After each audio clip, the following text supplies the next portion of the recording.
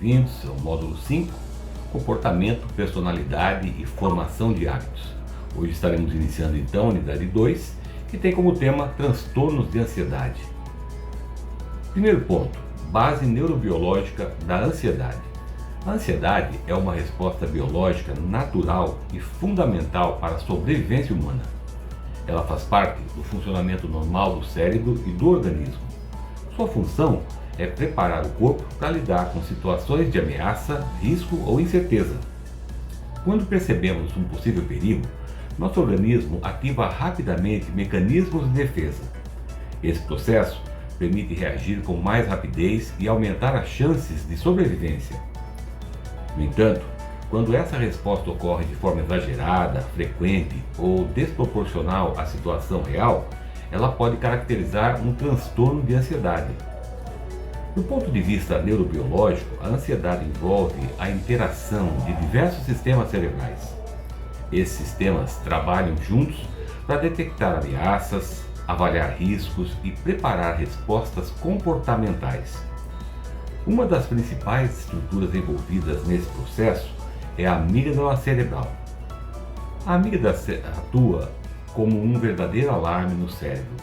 Ela analisa rapidamente estímulos do ambiente e avalia se representam perigo. Quando a amígdala detecta um possível risco, ela ativa diversas respostas fisiológicas e emocionais. Esse mecanismo é extremamente rápido e muitas vezes ocorre antes mesmo da avaliação racional da situação.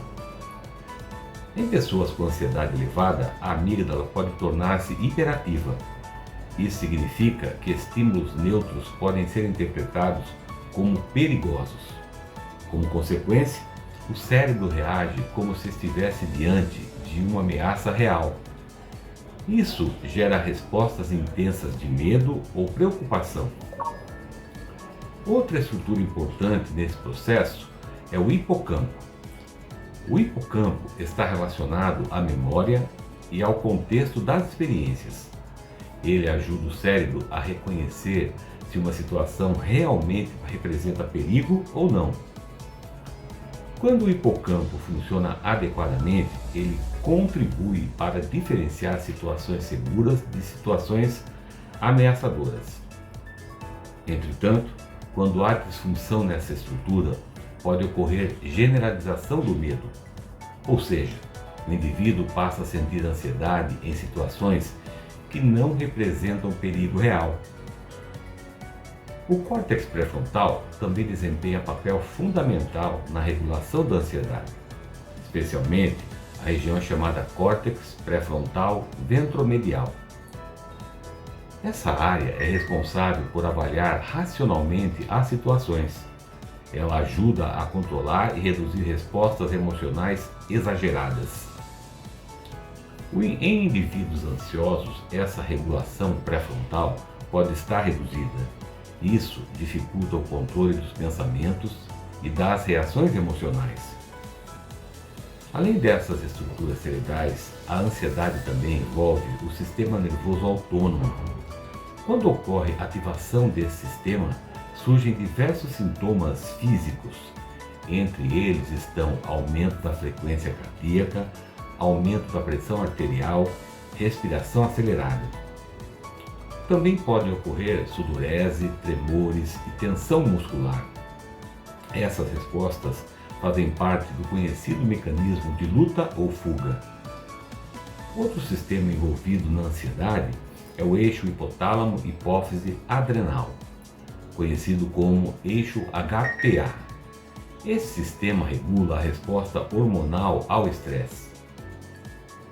Quando o eixo HPA é ativado, ocorre liberação de cortisol, que é o hormônio do estresse.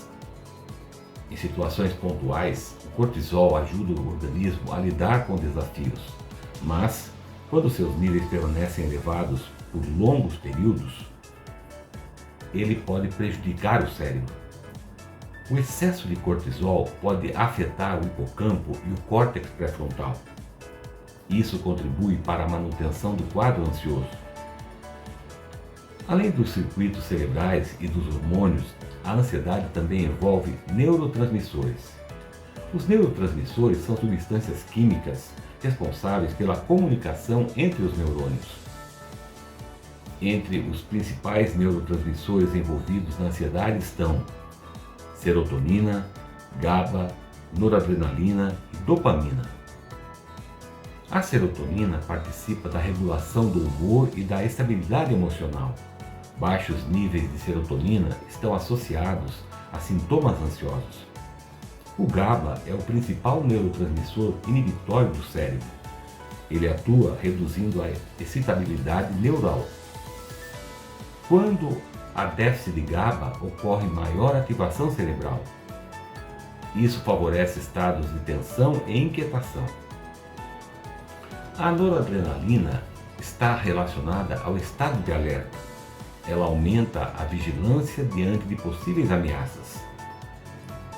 Já a dopamina participa da motivação e da antecipação de eventos. Ela também pode influenciar a percepção de risco. Do ponto de vista cognitivo, a ansiedade também envolve padrões específicos de pensamento. Um deles é o viés de atenção para ameaças. O indivíduo passa a focar excessivamente em estímulos que parecem perigosos. Outro padrão comum são as interpretações catastróficas. Situações neutras são interpretadas como altamente negativas ou ameaçadoras. Esses padrões cognitivos reforçam a ativação da amígdala, criando um ciclo de retroalimentação entre pensamento e emoção. Experiências negativas podem associar determinados estímulos a respostas de medo. Com o tempo, essa associação fortalece circuitos neurais por meio da neuroplasticidade. Do ponto de vista clínico, existem diferentes transtornos de ansiedade. Entre eles, transtorno de ansiedade generalizada, fobias específicas, transtorno do pânico e ansiedade social.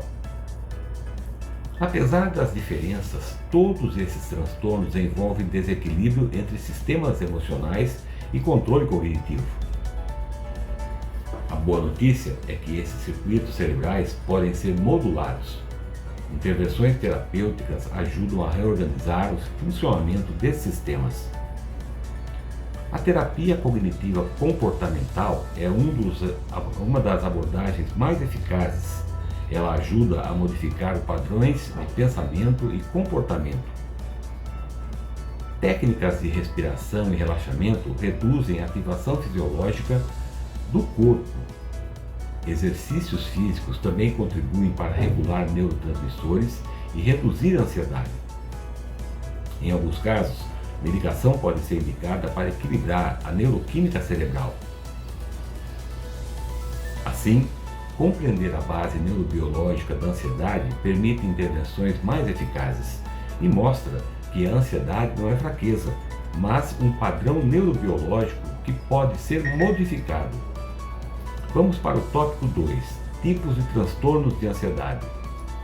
Os transtornos de ansiedade formam um grupo de condições caracterizadas por medo, apreensão e preocupação excessiva.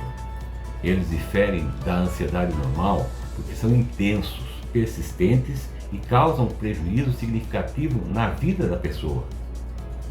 Cada transtorno apresenta características clínicas específicas, mas todos envolvem desregulação dos sistemas emocionais do cérebro. Do ponto de vista neurobiológico, observa-se frequentemente hiperatividade da amígdala. Ao mesmo tempo, ocorre redução do controle exercido pelo córtex pré-frontal.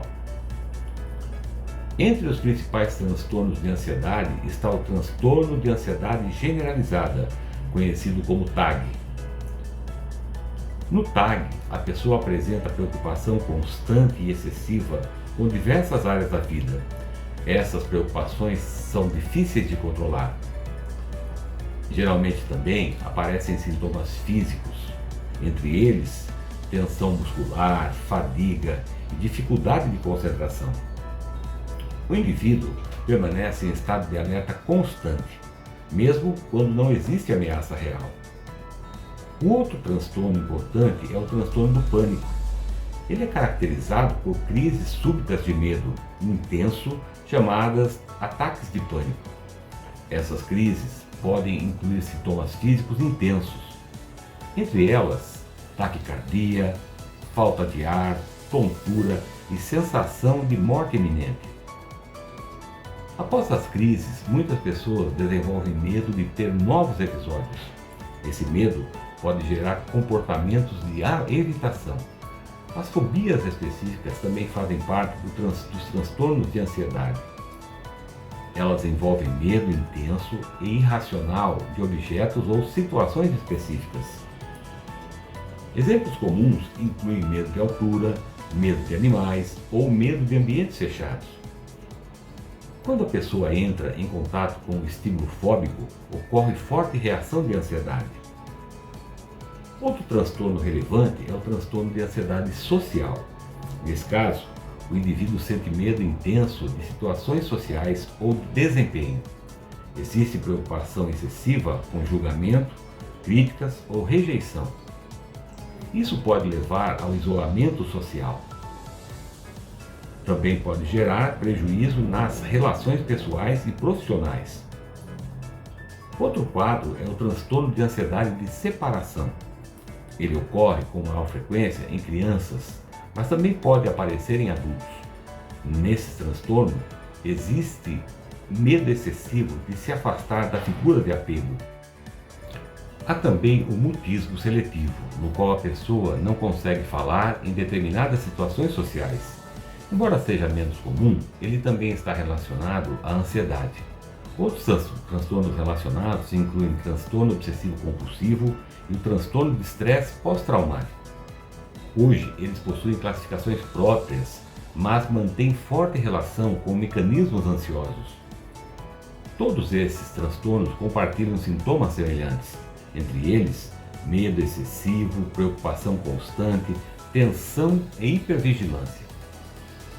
Também podem surgir sintomas físicos como tremores, sudorese e alterações respiratórias. Do ponto de vista comportamental, é comum o padrão de evitação. As pessoas passam a evitar situações que despertam ansiedade. Embora isso traga alívio momentâneo, acaba reforçando o problema a longo prazo. Do ponto de vista cognitivo, surgem pensamentos catastróficos e antecipação negativa. Esses padrões mantêm a ativação emocional elevada. A intensidade e a duração dos sintomas variam de acordo com os transtornos e cada indivíduo. Fatores genéticos, ambientais e experiências de vida influenciam o desenvolvimento desses transtornos. Traumas, estresse crônico e medo são fatores relevantes. A boa notícia é que os transtornos de ansiedade são tratáveis. Intervenções psicoterapêuticas apresentam bons resultados, especialmente a terapia cognitivo-comportamental. Técnicas de exposição ajudam a reduzir o medo e a evitação. Estratégias de regulação emocional auxiliam no controle dos sintomas. Em alguns casos, o uso de medicação pode ser necessário. A prática de exercícios físicos também contribui para a regulação da ansiedade. Técnicas de respiração e relaxamento reduzem a ativação do sistema nervoso autônomo. O suporte social e o desenvolvimento de habilidades emocionais são fatores protetores. A psicoeducação também é fundamental. Ela ajuda o indivíduo a compreender seus sintomas e assim conhecer os diferentes tipos de transtornos de ansiedade que permitem intervenções mais eficazes. A possibilidade que o indivíduo recupere equilíbrio emocional e qualidade de vida. Bem, estamos terminando esta unidade. Nos vemos na unidade 3. Até lá!